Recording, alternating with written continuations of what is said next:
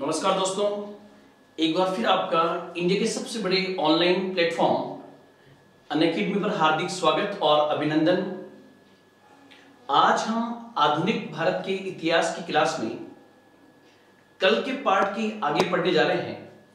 कल हमने गांधीवादी चरण को शुरू किया था और गांधी जी के बारे में काफी अहम जानकारियां प्राप्त की थी। उस वीडियो को आप जरूर देखना, उसको शेयर भी जरूर करना। कल मैंने उनकी दक्षिण अफ्रीका की यात्रा से लेकर उनके भारत में आगमन तक और भारत में उनके पहले स्थानीय आंदोलन, जिसको हम चंपारण सत्याग्रह कहते हैं, जो गांधी की भारत में पहली सविनय अवज्ञा थी, उसके बारे में कल मैंने डिटेल में आपको बताया था कि तिनकटिया पद्धति क्या थी, किस प्रकार तिनकटिया पद्धति में नील का महत्व न होने के बावजूद भी वो अवैध वसूली पर अड़े हुए थे। वो मैंने सब चीजें कल बताई थी। उसी के आगे आज हम चलते हैं और आज हम गांधीवादी चरण के अंदर ही कुछ अन्य बिंदु को पढ़ेंगे, जिसमें आज हम सबसे पहले एक तो देखते हैं खेड़ा सत्याग्रह।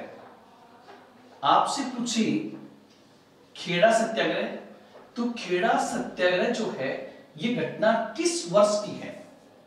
खेड़ा सत्याग्रह ये घटना जो है ये 1918 की है। खेड़ा सत्याग्रह 1918 की घटना है।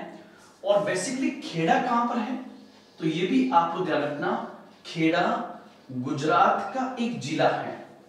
खेड़ा गुजरात का एक जिला है, डिस्ट्रिक्ट ऑफ गुजरात। खेड़ा गुजरात का एक जिला है जहां पर यह सत्याग्रह किया गया था, जहां पर यह सत्याग्रह हुआ था। अब थोड़ा सा आपको ध्यान रखना, खेड़ा जो गुजरात का एक जिला है, ये वैसे एग्रीकल्चर के पॉइंट से, कृषि के दृष्टिकोण से ये उपजाऊ माना जाता है और यहां पर बड़ी संख्या में जो मजबूत किसान वर्ग है वो पटेल समुदाय यहां पर निवास करता है। तो यहां पर खेड़ा जो है, खेड़ा सत्याग्रह बहुत इंपॉर्टेंट है। अब एक बार यूपीएससी ने क्वेश्चन पूछा था, मुझे याद नहीं आ रहा लेकिन कंफर्म होगा, लगभग 2004 या 2005 में, कि खेड़ा में किसानों की आपदा के पीछे का कारण क्या था। और आप देखिए उसमें बहुत सुंदर प्रश्न वहां पूछा गया था। ए, कम वर्षा के कारण अकाल, बी, अधिक वर्षा के कारण, अतिवृष्टि के कारण फसलों का नष्ट होना। ऐसे 4 ऑप्शन थे। तो ध्यान रखना, ज्यादातर टीचर जो बताते हैं वो उसमें अकाल बताते हैं। केवल इग्नू के नोट्स में लिखा हुआ है अतिवृष्टि, और एनसीईआरटी लिखती है खड़ी फसलें नष्ट हो गई। और खड़ी फसल तब नष्ट होती है जब बारिश ज्यादा हो। तो ध्यान रखना, जो खेड़ा है उस खेड़ा में बेसिकली समस्या क्या थी। तो सबसे पहले हम प्रॉब्लम को देखें कि किसान की समस्या क्या है। तो किसान की जो समस्या थी वो किसान की समस्या थी कि खेड़ा जिले में अत्यधिक वर्षा के कारण, अत्यधिक वर्षा के कारण खड़ी फसलें नष्ट हो गई। ध्यान रखना, अकाल में फसल ही नहीं होती है, लेकिन अधिक वर्षा में फसलें नष्ट हो जाती हैं। तो ध्यान रखना, बिंदु हो गया यहां पर कि खेड़ा जिले में अत्यधिक वर्षा के कारण खड़ी फसलें नष्ट हो गई। और ऐसा लगभग, इससे पहले अकाल पड़ा था, उसके बाद अधिक वर्षा हो गई। इस कारण से पिछले 2-3 वर्षों से किसानों को होने वाली कुल फसल का 1/4 भी नहीं हो पा रहा था। मतलब किसान के पास जो टोटल प्रोडक्शन होता है पर ईयर, उसका 1/4 भी नहीं हो पा रहा था। इसके बावजूद भी ब्रिटिश प्रशासन लगान लेने को उतारू था। लगान क्या होगा? यहां पर जो समस्या का दूसरा कारण है कि इनकी तो फसलें नष्ट हो गई, और दूसरी ओर ये जो है लगान लेने को उतारू थे। लगान का यहां संदर्भ होगा land revenue as a rent लेते थे, तो लगान लेने को उतर थे। इसलिए कहते हैं कि खेड़ा के किसान अत्यधिक नाराज थे। उस समय तक क्योंकि बिहार में चंपारण जैसी समस्या के समाधान में गांधी की बड़ी भूमिका थी, जो किसानों से संबंधित पहला मूवमेंट माना जाता है, लेकिन पहला संगठित किसान आंदोलन खेड़ा को माना जाता है। और उन्होंने ये कहा कि जब गांधी गुजरात के होते हुए अगर बिहार में जाकर इस समस्या का समाधान कर सकते हैं तो वो हमारे लिए और बेहतर कर सकते हैं। कहते हैं इसी कारण उस समय के कई युवा जैसे सरदार पटेल, इंदुलाल याग्निक, मोहनलाल पंड्या जैसे कई लोग जो है इस खेड़ा सत्याग्रह में गांधी को बुलाने वाले लोगों में से थे। गांधी ने खेड़ा के किसानों का साथ दिया, उनका समर्थन दिया और कहा कि मेरी संवेदनाएं आपके साथ में हैं।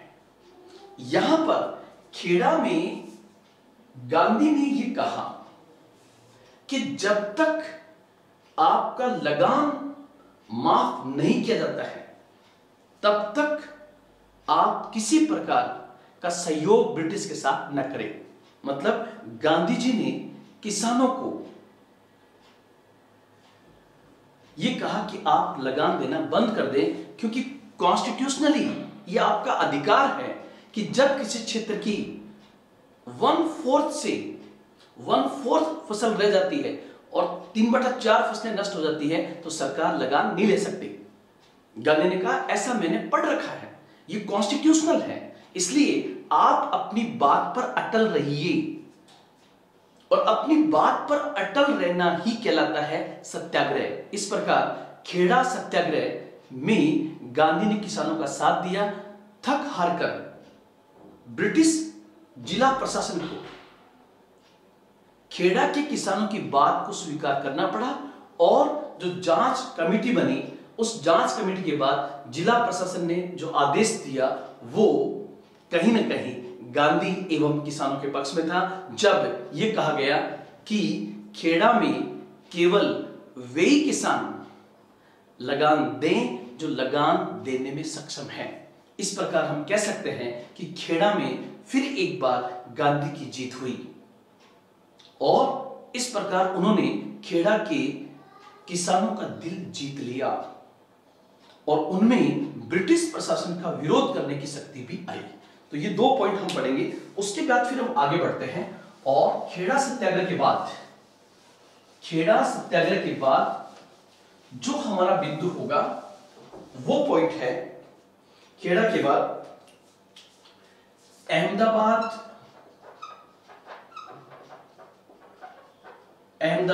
मील हड़ताल। अहमदाबाद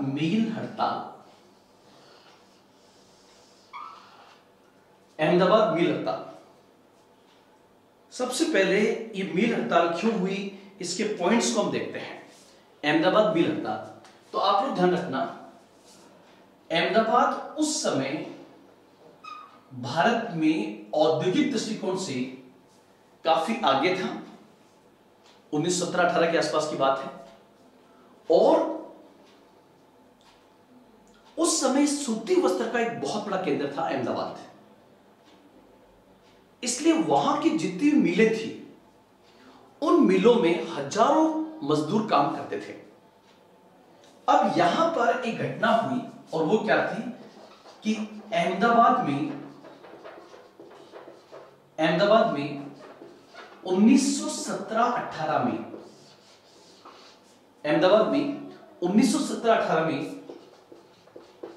प्लेग फैला। ध्यान रखना आप लोग, प्लेग नामक बीमारी फैली और उस समय प्लेग इतनी खतरनाक थी कि हजारों लोग प्लेग के कारण मर गए थे। जैसे आज कोरोना संकट है तो कम से कम हमारे पास सोशल मीडिया और टेक्नोलॉजी के माध्यम से हम कम से कम अवेयर तो हैं, लेकिन उस समय इसका कोई प्लेग जैसी बीमारी का भी कोई इलाज नहीं था और जिसके कारण अहमदाबाद सिटी के अंदर हजारों लोग खत्म हो गए।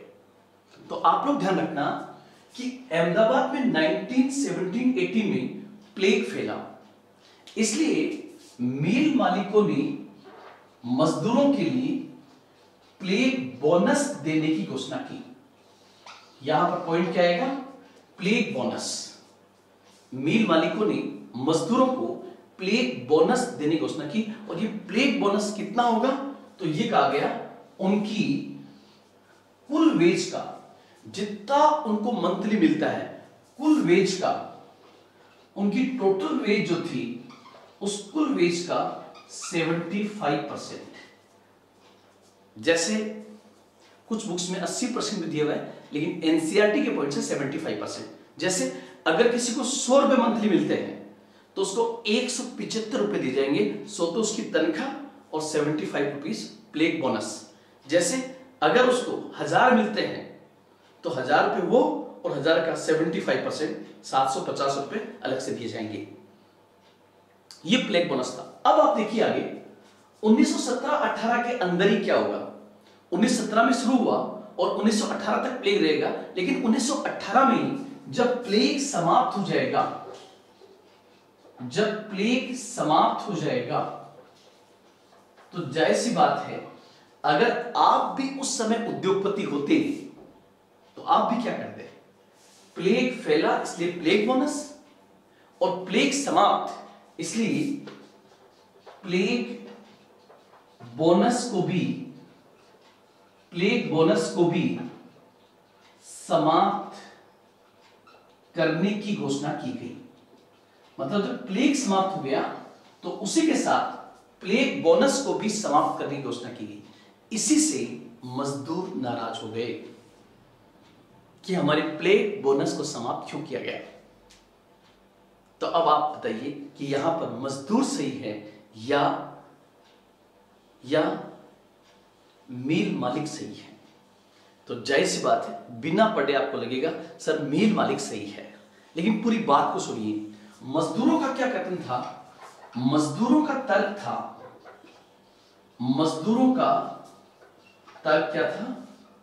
जैसा कि आप लोग जानते हैं कि 1917-18 अर्थात 1914 से लेकर 1918 तक फर्स्ट वर्ल्ड वॉर चल रहा था।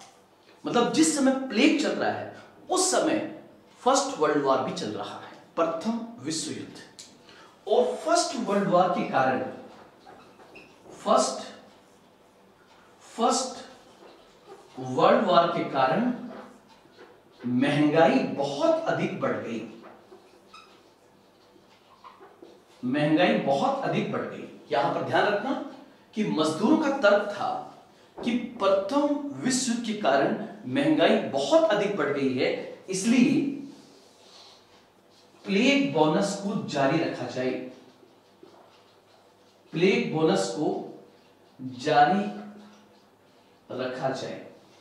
यह बात यहां पर कही गई।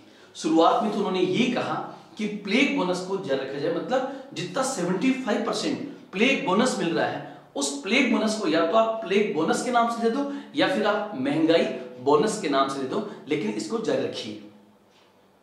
अब यहां पर ऐसे कहते हैं कि जब मिल मालिकों ने मना कर दिया तब मजदूरों ने यह कहा कि प्लेग बोनस को ही जारी रख दो, भले आप उसको कम करके कितना प्रतिशत कर दो, 50%, उनके कुल वेज का 50%। ध्यान रखना प्लेग बोनस था 75% उनके कुल वेज का। और यहां पर जब इन्होंने सख्त रवैया अपनाया मिल मालिकों ने, तो मजदूरों ने थोड़ा सा ढीला पड़ी मजदूर, और उन्होंने कहा कि आप हमें कुल वेज का 50% ही दे दो। तब यहां पर मिल मालिक जो थे, मिल मालिक, उन मिल मालिकों ने कहा कि आपको महंगाई बोनस के रूप में 20% दे दिया जाएगा।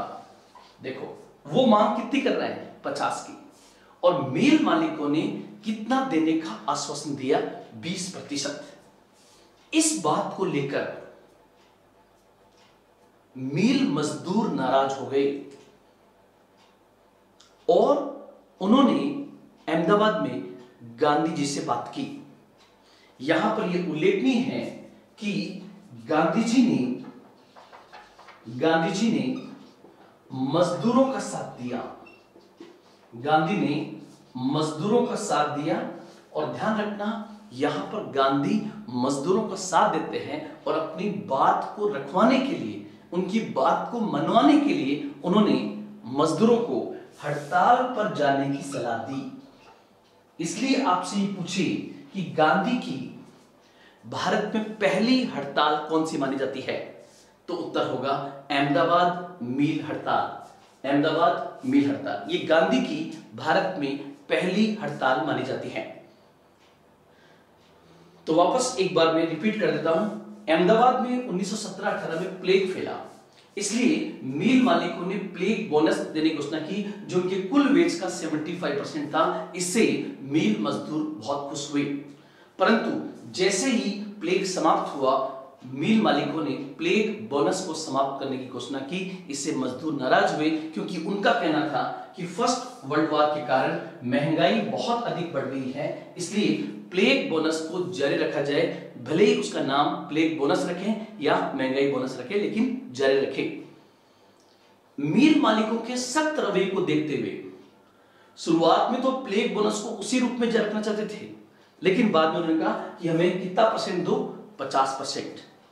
इस बात पर मील मालिकों ने गौर किया और कहा ठीक है, हम आपको 20% देते हैं, 20%। लेकिन जब मील मालिकों ने 20% कहा तो मील मजदूर सहमत नहीं थे। इसके बाद वो गांधी से मिले। गांधी जी ने उन्हें हड़ताल पर जाने की सलाह दी। ये गांधी की भारत में पहली हड़ताल मानी जाती है। तो उसी को हम कहते हैं अहमदाबाद मील हड़ताल। अहमदाबाद मील स्ट्राइक के नाम से जाना जाता है। तो यहां पे अब इसके बाद में क्वेश्चन क्या बनेगा, तो जैसा कि आप लोग सब जानते हो भाई, गांधी आज भी दो लोग लड़ते हैं और कोई बीच में बोलता है, तो आज भी लोग कहते हैं यार ज्यादा गांधी मत बन। इसका मतलब क्या होता है, क्योंकि गांधी जब कहीं पर भी आएंगे तो गांधी का सीधी सी बात है, अर्थ होता है बीच का रास्ता। गांधी के व्यक्तित्व में झलक थी कि आप यहां पे देखिए, मील मालिक जो थे, मील मालिक 20% देने के लिए तैयार हैं, मील मालिक, और मजदूर मांग रहे हैं 50%। और गांधी यहां पर मध्यस्थता करेंगे। तब मील मालिकों को कहा कि आप थोड़ा सा आगे बढ़िए और मजदूरों से कहा आप थोड़ा पीछे आइए। और इन दोनों की सहमति कितने प्रतिशत पर हो गई, तो उत्तर होगा 35% पर। मतलब 35, उनके कुल वेज के 35% पर महंगाई बोनस देने के लिए मील मालिक राजी हो गए। और इस बिंदु पर मील मजदूर भी नाराज हो गए। इस प्रकार ये गांधी की पहली हंगर स्ट्राइक थी, पहली मील हड़ताल थी, जिसमें गांधी सफल रहे। यहां पर एक क्वेश्चन और पूछा जाता है, और वो क्या कि गांधी जी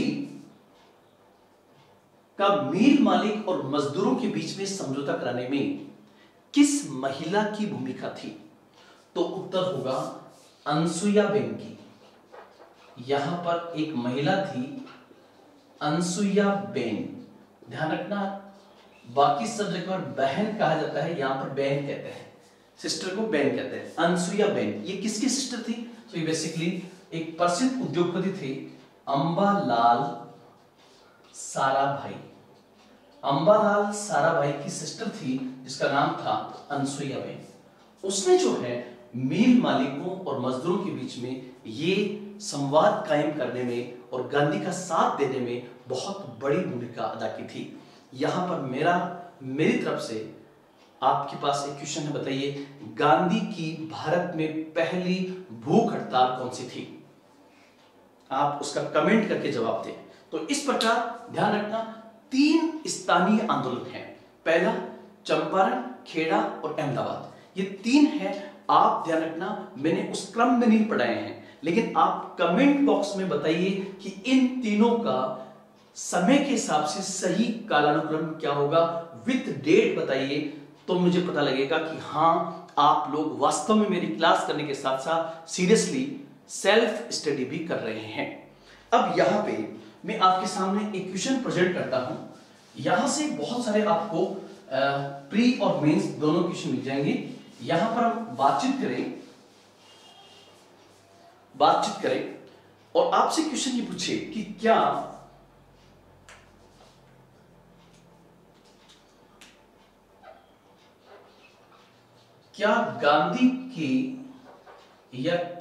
गांधी जी के आंदोलनों का आधार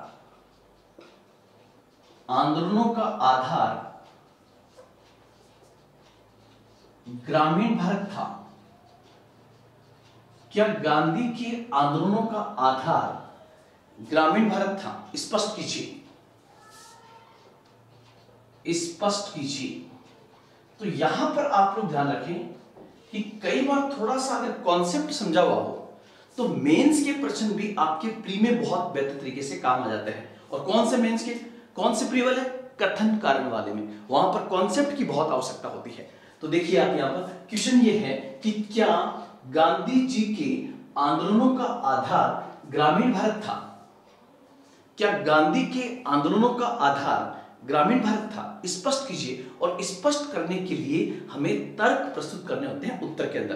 तो सबसे पहले तो आप इस प्रश्न को जब लिखोगे तो सबसे पहले एक भूमिका आप बना दीजिए।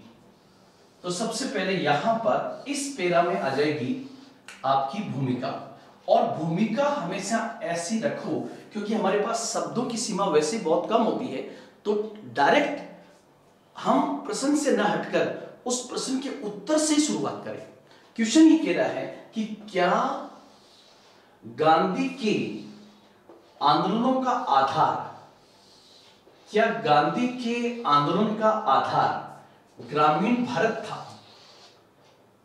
हमें ये बताना है कि क्या गांधी के आंदोलनों का आधार ग्रामीण भारत था और उसको स्पष्ट करना है। और स्पष्ट करने के लिए तर्क प्रस्तुत करने होते हैं।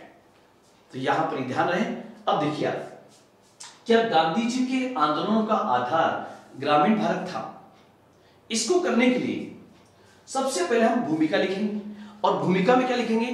गांधी, ध्यान से सुनना आप लोग, मैं बहुत धीरे धीरे बोलूंगा, आप उसको राइट डाउन कर सकते हैं। गांधी आधुनिक भारत की नहीं, वैश्विक इतिहास की ऐसी पहली शख्सियत थी जिन्होंने इस बात को पहचाना कि भारत की आत्मा गांव में बसती है। अतः गांव को जगा कर न केवल राष्ट्रीय आंदोलन का सामाजिक आधार मजबूत किया जा सकता है, बल्कि अंग्रेजों को मिलने वाले भू राजस्व को बंद करके उनको आर्थिक रूप से कमजोर भी किया जा सकता है। इसलिए गांधी वह प्रथम व्यक्तित्व थे जिन्होंने भारतीय राष्ट्रीय आंदोलन को सीधा ग्रामीण भारत के साथ जोड़ा। मतलब गांधी इस बात को जानते थे कि भारत की 80 से 85% जनसंख्या गांव में रहती है।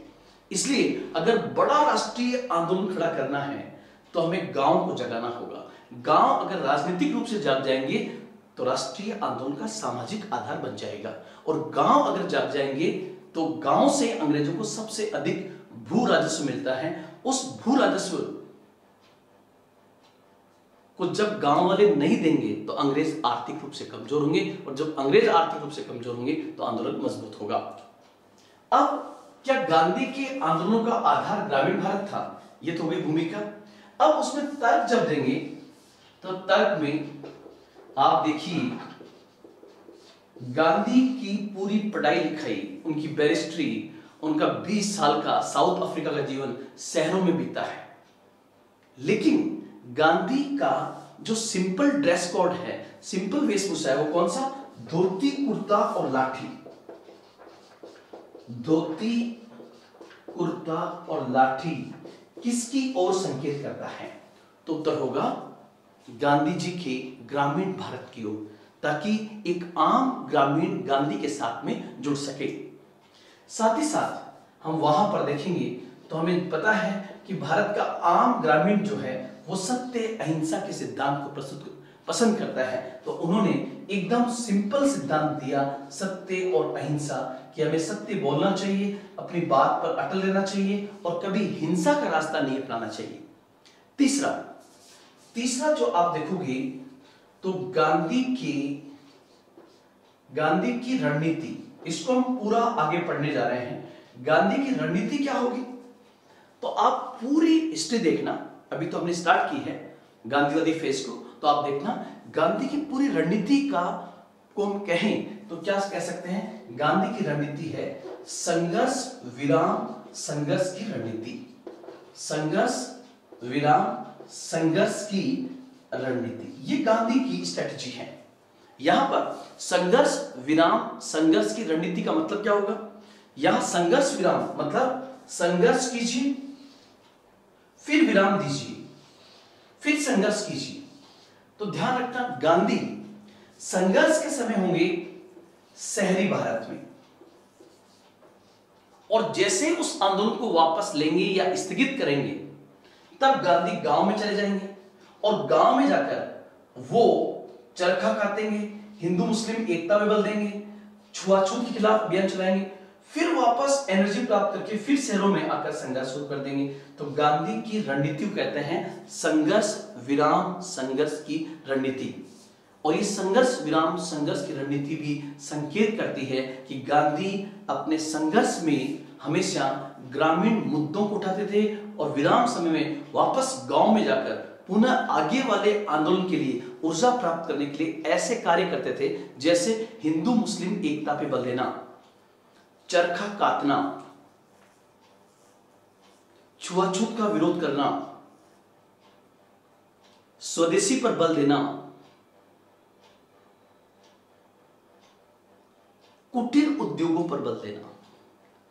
कुटीर उद्योगों पर बल देना भी गांधी का ग्रामीण भारत की ओर संकेत करता है। तो एक पॉइंट चाहे तो आप ये भी डाल सकते हैं, कुटीर उद्योग, ये भी पॉइंट डाल सकते हैं। एक आप लोग ध्यान रखना, गांधी के संदर्भ में गांधी ने, अगर उनके गांधी के हम स्थानीय आंदोलन देखें, गांधी के 3 स्थानीय आंदोलन, गांधी अपने जीवन की शुरुआत भारत में, गांधी अपने जीवन की राजनीतिक शुरुआत भारत में 3 स्थानीय आंदोलनों से करते हैं। और वो 3 स्थानीय आंदोलन जो है, चंपारण किसान, खेड़ा किसान, अहमदाबाद मजदूर।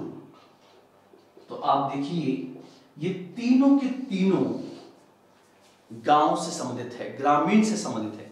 आप कहोगे सर अहमदाबाद तो सिटी है, यस अहमदाबाद सिटी है, लेकिन गांधी ने जिनके लिए संघर्ष किया, जिन मजदूरों के लिए संघर्ष किया, वो मजदूर कहां से थे, तो उत्तर होगा वो बेसिकली अहमदाबाद सिटी में रहते थे वो गांव से। इसलिए गांधी के आंदोलन का आधार क्या हो गया, ग्रामीण भारत। एक आप और याद रखना, गांधी के जितने भी बड़े आंदोलन हैं, जिसको हम अलग से देखेंगे, गांधी के जितने भी बिग मूवमेंट्स हैं, बड़े आंदोलन, और गांधी के जो बड़े आंदोलन हैं उसमें नाम आएगा, जैसे गांधी के बड़े आंदोलनों में चंपारण, खेड़ा, अहमदाबाद, ये सब के सब जो मूवमेंट है, चंपारण, खेड़ा, अहमदाबाद, यहां पर बड़े आंदोलन में, ये तो स्थानीय आंदोलन में, गांधी के बड़े आंदोलन में असहयोग आंदोलन, सविनय अवज्ञा आंदोलन और भारत छोड़ो आंदोलन, ये जो आंदोलन है, आप देखना इन आंदोलनों के जितने भी कार्यक्रम हैं वो कहीं ना कहीं गांवों से जुड़े हुए हैं। और सबसे बढ़कर गांधी का ट्रस्टीशिप का सिद्धांत, गांधी का ट्रस्टीशिप का सिद्धांत क्या था? सिद्धांत कि अगर एक बहुत बड़ा पूंजीपति है तो उस पूंजीपति को अपनी आवश्यक पूंजी को निकाल करके एक ट्रस्ट बनाना चाहिए और उस ट्रस्ट के फाउंडेशन के माध्यम से वो गरीबों पर खर्च करे। जैसे बिल गेट्स ने गेट्स फाउंडेशन बना रखा है, उसके माध्यम से गरीबों की मदद कर रहा है। बिल गेट्स एक पूंजीपति है, मदद किसकी कर रहा है? गरीबों की। बिल गेट्स तो ये कॉन्सेप्ट आज दे रहा है, हमारे गांधी जी ने ये कॉन्सेप्ट बहुत पहले दे दिया था, लेकिन गांधी जी का ट्रस्टीशिप का सिद्धांत ये बताता है कि गांधी शहरी पूंजीपति को ग्रामीण भारत से जोड़ना चाहते थे। ऐसे लिखे अतः स्पष्ट है कि गांधी के आंदोलनों का आधार ग्रामीण भारत था, परंतु वह शहरी भारत को भी समेटे हुए था। गांधी के आंदोलनों का आधार ग्रामीण भारत था, परंतु वह शहरी भारत को भी समेटे हुए था। मतलब हमें लास्ट में ग्रामीण भारत के साथ साथ थोड़ा किसको जोड़ देना है, शहरी भारत को, ताकि ये उत्तर पूरा हो जाएगा। तो यहां पर इसमें प्री के पॉइंट्स भी हैं और इसमें आपको मैंने मेंस का एक कॉन्सेप्ट भी बताने का प्रयास किया है। तो पहले आप इसका एक बार स्क्रीनशॉट लीजिए, एक बार आप इसका स्क्रीनशॉट लीजिए। तो आपने स्क्रीनशॉट्स का ले लिया होगा। क्या गांधी जी के आंदोलनों का आधार ग्रामीण भारत था? उसके आगे बढ़ते हैं अब, और उसके बाद आप देखिए कि अब कुछ बड़े मूवमेंट्स की तरफ चलते हैं, जहां से गांधी ऑल इंडिया मूवमेंट की तरफ जाएंगे। उसमें एक बिंदु आएगा और वो एग्जाम में बहुत बार क्वेश्चन वहां से पूछा गया है, और वो पॉइंट है आपका रॉलेट एक्ट। यहां से भी आपका एग्जाम में क्वेश्चन आ सकता है कि रॉलेट एक्ट क्या था। तो थोड़ा सा हम रॉलेट एक्ट को देखते हैं कि रॉलेट एक्ट से किस प्रकार के प्रश्न आपके बन सकते हैं। रॉलेट एक्ट, तो सबसे पहले हम चलते हैं रॉलेट एक्ट से पहले की परिस्थितियों पर, कि ऐसे क्या बिंदु होंगे कि जिन परिस्थितियों के अंदर ये एक्ट पास किया गया होगा। सबसे पहले सर्कमस्टेंसेस को देखते हैं, परिस्थितियों को। अब वो परिस्थितियां क्या थी कि आपको ये पता होगा, हमने अभी 2 दिन पहले जो क्लास ली थी, जिसमें मेरा टॉपिक था क्रांतिकारी राष्ट्रवाद का प्रथम चरण। क्रांतिकारी राष्ट्रवाद का प्रथम चरण, जिसमें वीडी सावरकर, चापेकर बंधु, मदनलाल धींगरा, खुदीराम बोस, प्रफुल्ल चाकी, जिन्होंने हिंसा के रास्ते, अभिनव भारत, मित्र मेला, अनुशीलन समिति, वरिंद्र घोष, ये सब हमने जो पढ़ा था, इन्होंने भारत में क्रांतिकारी राष्ट्रवाद को बढ़ावा दिया। और क्रांतिकारी राष्ट्रवादी जो थे वो हिंसा के माध्यम से ब्रिटिश सत्ता में एक प्रकार का खौफ पैदा करना चाहते थे। तो यहां पर परिस्थितियां ये है कि उस समय भारत में क्रांतिकारी गतिविधियां, और ध्यान रखना हम इनको जरूर क्रांतिकारी गतिविधियां कह रहे हैं, अंग्रेज इसको रिवोल्यूशनरी टेररिज्म कहते थे, क्रांतिकारी आतंकवाद कहा जाता था इसको। हम नहीं कहेंगे, हम क्रांतिकारी राष्ट्रवाद कहेंगे। देखना परिस्थितियां क्या थी कि क्रांतिकारी गतिविधियां, और भारत में क्रांतिकारी गतिविधियों का पहला चरण जो है, जैसा कि मैंने आपको पहले बताया था, ये 1905 से लगभग 1919 तक चलता है। 1905 से 1919 तक चलता है। भारत में जगह जगह पर बहुत सारी क्रांतिकारी घटनाओं को अंजाम दिया गया था। अतः और यही वो टाइमिंग होगा जब भारत में क्रांतिकारी गतिविधियां चल रही थी जो हिंसात्मक थी। उसी समय भारत में प्रथम विश्व युद्ध भी शुरू हो गया, फर्स्ट वर्ल्ड वॉर। और फर्स्ट वर्ल्ड वॉर वैश्विक स्तर पे कब शुरू होता है? तो फर्स्ट वर्ल्ड वॉर शुरू होता है 1914 से लेकर 1918 तक, 1914 से 1918 में। अतः सुरक्षात्मक रूप में, ध्यान रखना, अतः एक सेफ्टी वॉल के रूप में, सुरक्षात्मक रूप में ब्रिटिश ने क्या किया, एक इमरजेंसी ऑर्डिनेंस पास किया, आपातकालीन अध्यादेश पास किया, जिसे कहते हैं डिफेंस ऑफ इंडिया एक्ट 1915, जिसका नाम था डिफेंस ऑफ इंडिया एक्ट 1915। इस एक्ट के माध्यम से भारत में क्रांतिकारियों को गिरफ्तार किया जा सकता था। मतलब अंग्रेजों ने फर्स्ट वर्ल्ड वॉर के समय ही भारत में चल रही क्रांतिकारी गतिविधियों को रोकने के लिए एक एक्ट पास किया था, ताकि अंग्रेज बाहर फर्स्ट वर्ल्ड वॉर लड़ सके, और भारत की आंतरिक सुरक्षा को मजबूत करने के लिए उन्होंने क्रांतिकारियों को नियंत्रित करने के लिए एक्ट पास किया, जिसका नाम था डिफेंस ऑफ इंडिया एक्ट 1915। अब 1915 गुजरा, 16 गुजरा, 17, जैसे समय जा रहा था, चूंकि तो ऑर्डिनेंस था, ये अस्थायी था, अधिक समय तक नहीं रह सकता था। इसलिए अंग्रेजों ने कहा कि फर्स्ट वर्ल्ड वॉर खत्म होने के तुरंत बाद में, उससे पहले हमें भारत में इस प्रकार की गतिविधियों को रोकने के लिए स्थायी रूप से एक एक्ट बनाना चाहिए। तो इस क्रम में कहते हैं कि 1917 में, 1917 के अंदर, उस समय वाइसरॉय थे चेम्सफोर्ड। वाइसरॉय चेम्सफोर्ड ने सर सिडनी रॉलेट की अध्यक्षता में एक कमीशन गठित किया, एक आयोग गठित किया। उसी आयोग को हम रॉलेट कमीशन कहते हैं। उसी कमीशन को कहते हैं रॉलेट कमीशन। इस कमीशन का दो ऑब्जेक्ट था कि एक तो भारत में क्रांतिकारी गतिविधियों की शुरुआत कहां से और क्यों है, उसके कारण क्या है, और दूसरा इसको रोकने के लिए क्या उपाय किए जाने चाहिए। तो यहां पर रॉलेट कमीशन ने अपनी रिपोर्ट जो है, उसने अपनी रिपोर्ट दी 1918 के अंदर। रॉलेट कमीशन ने अपनी रिपोर्ट दी 1918 में, और उस समय की जो केंद्रीय विधान परिषद थी, सेंट्रल लेजिस्लेटिव काउंसिल, जो हम पढ़ चुके हैं 1909 के अधिनियम के तहत, जो सेंट्रल लेजिस्लेटिव काउंसिल थी, उस काउंसिल ने इसे, केंद्रीय विधान परिषद ने इसे पास कर दिया। केंद्रीय विधान परिषद ने इसे पास कर दिया। पास करने पर जो एक्ट बना, उसी एक्ट को हम रॉलेट एक्ट कहते हैं। उसी एक्ट को रॉलेट एक्ट कहा जाता है। तो सबसे पहले मैंने आपको परिस्थितियां बताई कि रॉलेट एक्ट की आवश्यकता क्यों पड़ी।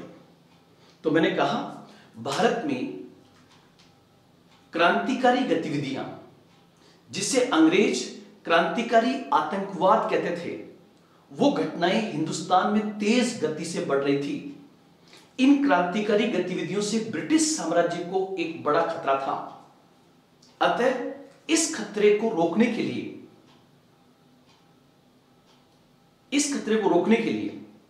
और उस समय चूंकि फर्स्ट वर्ल्ड वॉर भी था, इसलिए फर्स्ट वर्ल्ड वॉर में अंग्रेजों का ध्यान बाहर था, इसलिए आंतरिक सुरक्षा के लिए उन्होंने एक इमरजेंसी ऑर्डिनेंस पास किया, आपातकालीन अध्यादेश।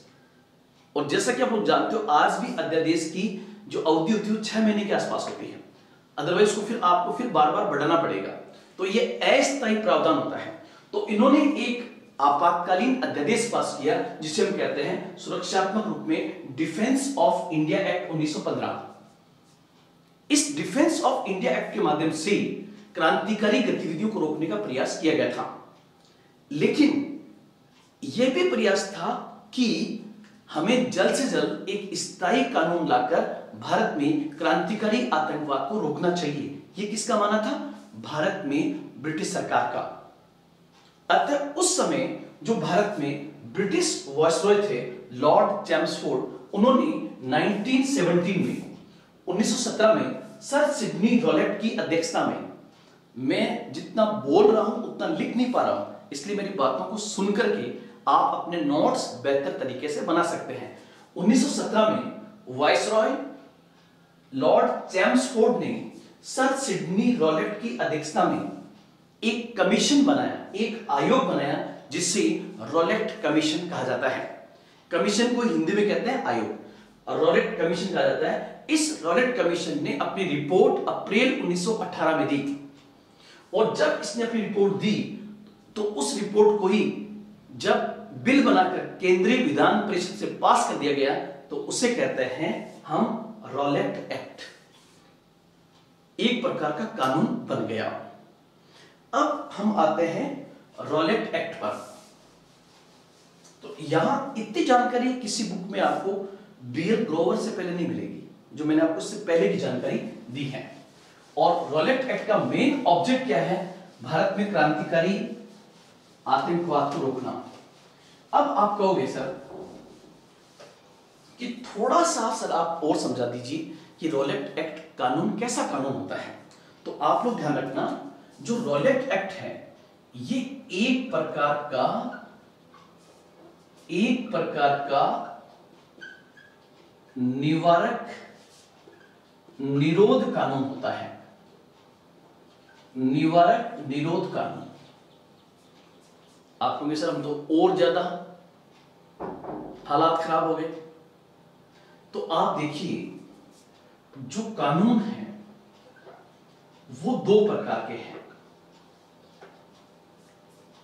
किसी भी अपराध को रोकने के लिए। उसमें से एक को हम कहते हैं दंडात्मक निरोध और एक को हम कहते हैं निवारक निरोध। ये दो प्रकार का निरोध होता है। निरोध का मतलब होता है रोकना, निरोध का होता है, निरोध जो है वो दो प्रकार का है और निरोध कहते हैं डिटेंशन को। डिटेंशन दो प्रकार का है, एक पुनिटिव डिटेंशन और एक आपका होगा प्रिवेंटिव डिटेंशन। इस प्रकार के दो डिटेंशन होते हैं आज की तारीख में, उस समय भी थे, एक दंडात्मक निरोध और एक निवारक निरोध। अब अंतर क्या है?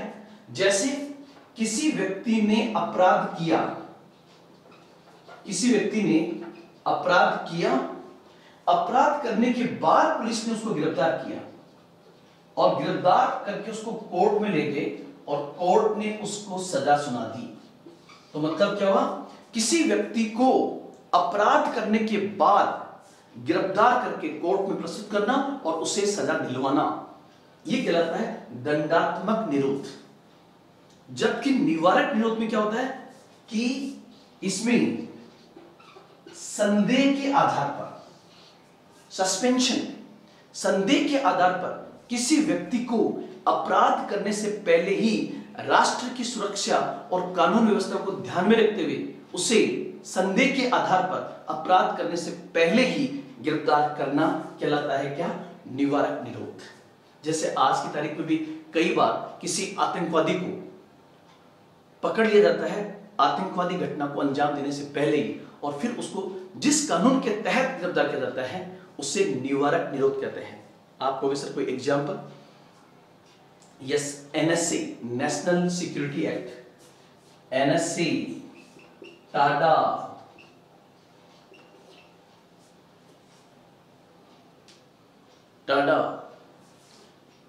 संजय दत्त टाडा के तहत थे। ये सब के सब जो कानून है इस प्रकार के, एनएसए, टाडा, मिसा, ये सब कानून निवारक निरोध हैं, जिसमें किसी व्यक्ति को अपराध करने से पहले ही संदेह के आधार पर राष्ट्रीय सुरक्षा को बनाए रखते हुए, कानून व्यवस्था को ध्यान में रखते हुए गिरफ्तार कर लिया जाता है। कई बार इस प्रकार के कानूनों से मौलिक अधिकारों का व्यापक स्तर पे हनन भी हो जाता है। तो आप लोग ध्यान रखना, ये मैंने आपको बताया कि निवारक निरोध और दंडात्मक निरोध। तो यहां पर पहला पॉइंट होगा कि ये जो है किस प्रकार का कानून होगा। तो रॉलेट एक्ट जो था ये बेसिकली एक प्रकार का निवारक निरोध कानून था, जिसमें क्या होता है, इसमें संदेह के आधार पर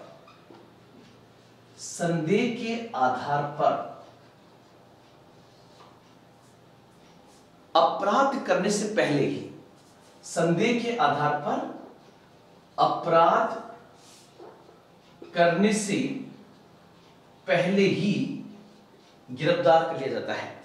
संदेह के आधार पर अपराध करने से पहले ही गिरफ्तार कर लिया जाता है, उसे हम कहते हैं निवारक निरोध।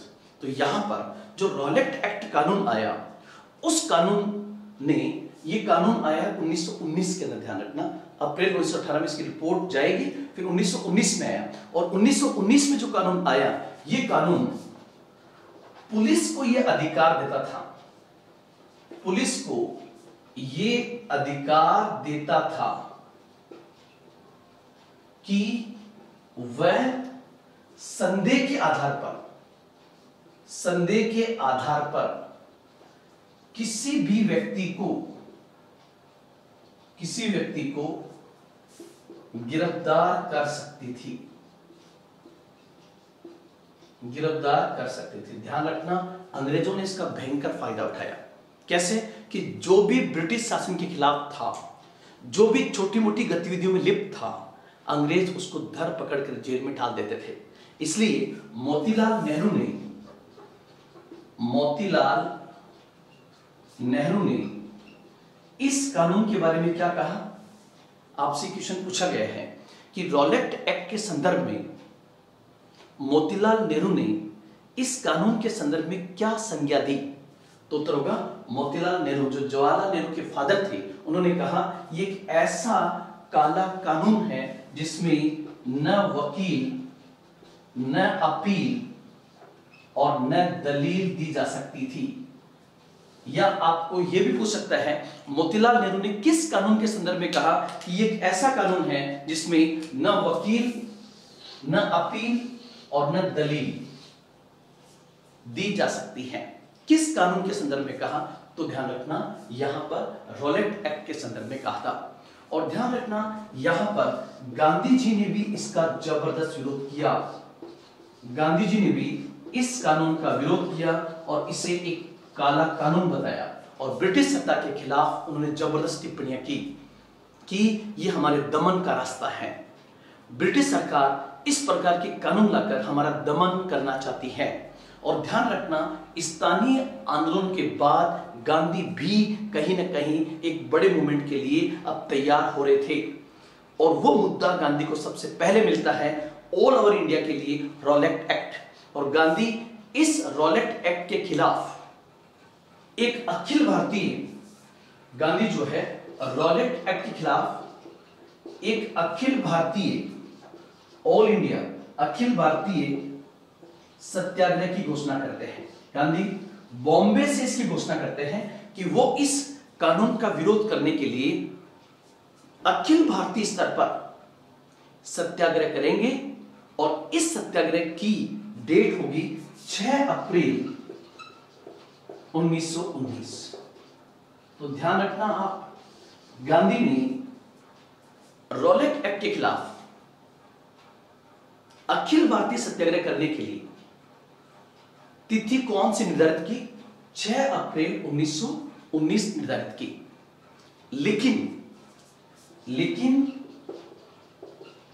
लेकिन कंफ्यूजन के कारण, मतलब कुछ क्षेत्रों में, जो कि उस समय इतना सोशल मीडिया था नहीं, कंफ्यूजन के कारण 2 क्षेत्रों में यह समय से पहले ही फैल गया। मतलब 30 मार्च के आसपास फैल गया।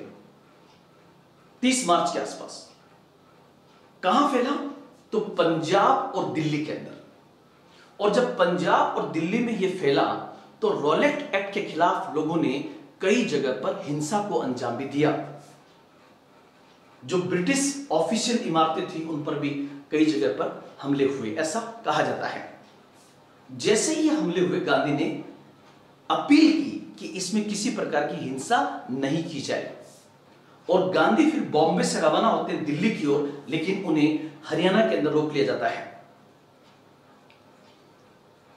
अब इस रॉलेट एक्ट का जब 30 मार्च से लेकर 10 अप्रैल के बीच में पंजाब और दिल्ली में जो हिंसा बढ़ती है, उसको रोकने के लिए ब्रिटिश सरकार क्या करती है कि उस समय की ब्रिटिश गवर्नमेंट गांधी को दिल्ली पहुंचने से रोकती है। और इसी समय क्या होता है कि पंजाब के 2 प्रसिद्ध नेता थे। पंजाब की 2 प्रसिद्ध नेता थे। आप लोग उन दोनों नेता के नाम बताइए। उन दोनों नेताओं के नाम क्या थे? डॉक्टर सत्यपाल और डॉक्टर किचलू। डॉक्टर सत्यपाल और डॉक्टर किचलू, ये 2 नाम थे। पंजाब की उस समय की पुलिस इन दोनों को गिरफ्तार कर लेती है। ये पंजाब के बहुत ही लोकप्रिय नेता थे, डॉक्टर सत्यपाल और डॉक्टर किचलू। इन पंजाब के इन लीडर्स को पुलिस गिरफ्तार करके और इनके खिलाफ देशद्रोह का मुकदमा चलाती है। जब ऐसा होता है तब यह घटना डॉक्टर सत्यपाल और डॉक्टर किसलू गिरफ्तार करने की 10 अप्रैल 9 और 10 अप्रैल की है, जब इनको गिरफ्तार करके जेल में डाल दिया जाता है और इन पर देशद्रोह का मुकदमा चलाती है। इससे पंजाब की स्थानीय जनता नाराज होती है।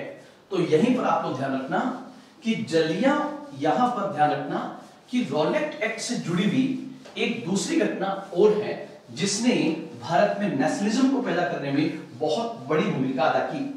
अब वो घटना क्या थी कि रॉलेट एक्ट का जब विरोध हो रहा था और इसी विरोध में जलियांवाला बाग हत्याकांड हो जाता है। ये जलियांवाला बाग हत्याकांड क्या था? जलियांवाला बाग हत्याकांड क्या था? तो सबसे पहले तो हम देखें जलियांवाला बाग कहां पर है, तो उत्तर होगा ये अमृतसर में है। और अमृतसर कहां पर है, तो पंजाब में। घटना किस दिन की है, तो उत्तर होगा कब, तो 13 अप्रैल 1919। और कौन सा दिन था ये, तो बेसिकली वैसाखी का दिन था, जब अमृतसर की स्थानीय जनता अपने 2 नेताओं की गिरफ्तारी की रिहाई, जब अपने 2 नेताओं की रिहाई की मांग के लिए वो शांतिपूर्ण तरीके से जलियांवाला बाग में इकट्ठा होती है। तो ध्यान रखना यहां पर उद्देश्य क्या है, उद्देश्य था शांतिपूर्ण भीड़ जो थी, शांतिपूर्ण भीड़ अपने दो नेताओं की रिहाई की मांग कर रही थी, अपने 2 नेताओं की रिहाई की मांग कर रही थी। ध्यान रखना वो 2 नेता हैं, डॉक्टर सत्यपाल और डॉक्टर किचलू। उन 2 नेताओं की रिहाई की मांग कर रही थी। अब कहीं ना कहीं अंग्रेजों के अंदर मन में पहले से गुस्सा था। गुस्सा किस बात का? गुस्सा था एक तो फर्स्ट वर्ल्ड वॉर के कारण उनके हालात अंतरराष्ट्रीय स्तर पर ज्यादा अच्छे नहीं थे, युद्ध जीतकर भी वो हारे हुए समान थे क्योंकि नुकसान बहुत अधिक हुआ था, नंबर 1। नंबर 2, भारत में क्रांतिकारी गतिविधियां बढ़ रही थी। 2, तीसरा, गांधी भी अखिल भारतीय स्तर पर बड़ा सत्याग्रह करना चाह रहे थे। तो यहां पर अंग्रेजों ने इस पूरी सम्मिलित जो उनके अंदर गुस्सा था उसको कहां निकाला? अमृतसर के जलियांवाला बाग में। कब? जब अमृतसर का एक कमांडिंग ऑफिसर था जनरल डायर। जनरल डायर ने इस शांतिपूर्ण भीड़ पर बिना चेतावनी दिए अपनी पुलिस को गोलीबारी के आदेश दिए। कहते हैं कि उस गोलीबारी के आदेश में जो गोलीबारी के आदेश दिए गए, उस गोलीबारी के आदेश के कारण निहत्थे लोगों पर गोलियां चलाई गई। यहां तक कि चेतावनी तक नहीं दी गई कि आप पर किस कारण से ये गोलियां चलाई जा रही है। और ध्यान रखना, हजारों की भीड़ में जिसको गोली लगी वो कहीं ना कहीं अपने राष्ट्र के लिए शहीद हो गया। और इस घटनाक्रम में लगभग 1000 लोग मारे गए। 1000 लोग मारे गए। यही वो समय है जब रॉलेट एक्ट और जलियांवाला बाग जैसी घटनाओं के कारण डॉक्टर शंकरन नायर वाइसरॉय की कार्यकारिणी से इस्तीफा दे देते हैं। यह क्वेश्चन भी पूछा गया है। नंबर 2, इसी घटना के बाद रविन्द्रनाथ टैगोर ने ब्रिटिश सरकार को अपनी नाइटहुड की उपाधि को लौटा दिया था। रविन्द्रनाथ टैगोर ने किस उपाधि को लौटाया? तो उत्तर होगा नाइटहुड की उपाधि को लौटा दिया था। यह बिंदु भी आप यहां पर ध्यान रखेंगे। रविन्द्रनाथ टैगोर ने नाइटहुड की उपाधि लौटा दिया। 1000 के लगभग लोग मारे गए। यह उस समय के भारत की बहुत बड़ी, अंदर तक झकझोर देने वाली घटना थी। कहते हैं कि जलियांवाला बाग हत्याकांड के इन हजार लोग जो शहीद हुए, उन्होंने शहीद होकर पूरे देश के अंदर नेशनलिज्म की आग लगा दी। राष्ट्रवाद बहुत तेज गति से फैला, ब्रिटिश साम्राज्य के खिलाफ, ब्रिटिश शासन के खिलाफ गुस्सा और अधिक तेज हुआ। इस घटना की अंतरराष्ट्रीय स्तर पर आलोचना हुई। दुनिया के कई अखबारों ने इसकी आलोचना की कि किस प्रकार ब्रिटिश शासन के अंदर भारतीय लोगों का शोषण किया जा रहा है। तो आप देखिए, यहां से बहुत सारे क्वेश्चन बने। तो रॉलेट एक्ट से जुड़ा हुआ है जलियांवाला बाग हत्याकांड। दो नेता है, डॉक्टर सत्यपाल और डॉक्टर किचलू। कब की घटना है? 13 अप्रैल 1919, पंजाब, अमृतसर, वैसाखी का दिन। उद्देश्य क्या था? वे लोग जो है वो शांतिपूर्ण भीड़ अपने दो नेताओं की रिहाई की मांग कर रही थी। बदले में उनको गोलियां मिली और वे लोग शहीद हो गए। अब उसके बाद के प्रश्न जो मैंने कहा, एक तो डॉक्टर शंकरन नायर ने वाइसरॉय की कार्यकारिणी से इस्तीफा दिया। नंबर 2, रविन्द्रनाथ टैगोर ने अपनी नाइटहुड की उपाधि को ब्रिटिश सरकार को वापस लौटा दिया। और ध्यान रखना, इसी घटना से असंतुष्ट होकर, संवेदनाओं में बहकर राष्ट्र के लिए आगे सुभाष चंद्र बोस भी आईसीएस से इस्तीफा दे देते हैं, इंडियन सिविल सर्विसेज से। तो ये पॉइंट्स भी हम ध्यान में रखेंगे। लेकिन अब कुछ पॉइंट्स जो अभी तक एग्जाम में नहीं पूछे गए हैं और वो आपसे पूछे जा सकते हैं, तो यहां पर ध्यान रखना, जलियांवाला बाग हत्याकांड के बाद जिस प्रकार से ब्रिटिश शासन ने दमनकारी रवैया अपनाया, उसके बाद 2 पॉइंट्स यहां पर आपको ध्यान में रखने हैं। पहला, जलियांवाला बाग हत्याकांड के बाद पंजाब की आम जनता ने अंग्रेजों का विरोध करने के लिए किस फौज का गठन किया था? तो उत्तर होगा डंडा फौज। डंडा फौज। चमनदीप नाम की एक व्यक्ति थे जिन्होंने इसका गठन किया था, डंडा फौज का गठन किया था। पहला पॉइंट, ये लोग क्या करते थे? स्थानीय लोग डंडा लेकर के पुलिस के पीछे भागते थे और अपना विरोध दर्ज करते थे। दूसरा, जलियांवाला बाग हत्याकांड की जांच करने के लिए कांग्रेस ने किस समिति का गठन किया था? तो कांग्रेस ने मदन मोहन मालवीय की अध्यक्षता में एक समिति का गठन किया था। मदन मोहन मालवीय की अध्यक्षता में एक समिति का गठन किया था, जिसमें और भी कई लीडर थे, उसके नाम आप देख लेना कौन कौन थे। उसके बाद तीसरा पॉइंट, ब्रिटिश सरकार ने भी इस घटना के बाद जलियांवाला बाग हत्याकांड के बाद 1919 में, और जहां तक मुझे पता है अक्टूबर 1919 के अंदर एक जांच समिति बनाई थी जिसको हम कहते हैं हंटर कमेटी। मतलब हंटर कमेटी आपसे ये पूछी कि जलियांवाला बाग हत्याकांड की जांच करने के लिए ब्रिटेन के अंदर ब्रिटिश सरकार ने किस कमेटी का गठन किया था? तो उत्तर होगा हंटर कमेटी का। और देखो, हमारी संवेदनाएं तब और मर गई जब हंटर कमेटी ने अपनी रिपोर्ट में डायर को निर्दोष घोषित कर दिया। डायर को निर्दोष घोषित कर दिया, बल्कि यह कहा कि यह अपने कर्तव्य का पालन कर रहा था।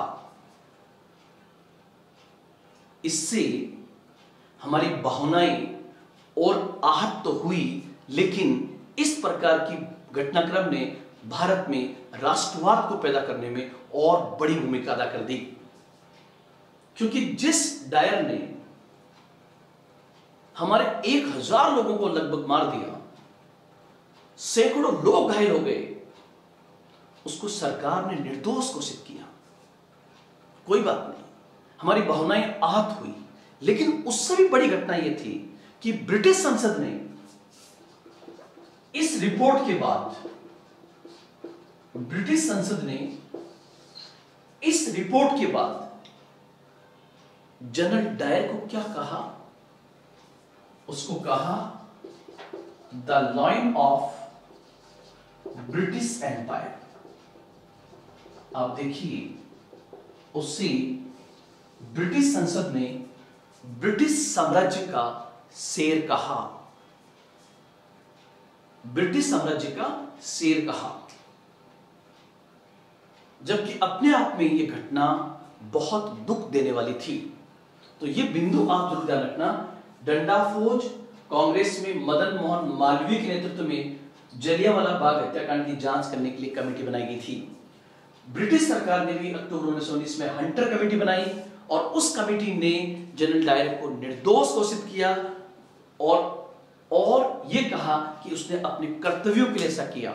और इसके बाद ब्रिटिश संसद ने इसे ब्रिटिश साम्राज्य का शेर कहा, the lion of British empire कहा, जिसने कहीं ना कहीं भारत में राष्ट्रवाद को पैदा करने में इस घटना ने भी बहुत बड़ी भूमिका अदा की। और यही कारण है कि हम ये देखते हैं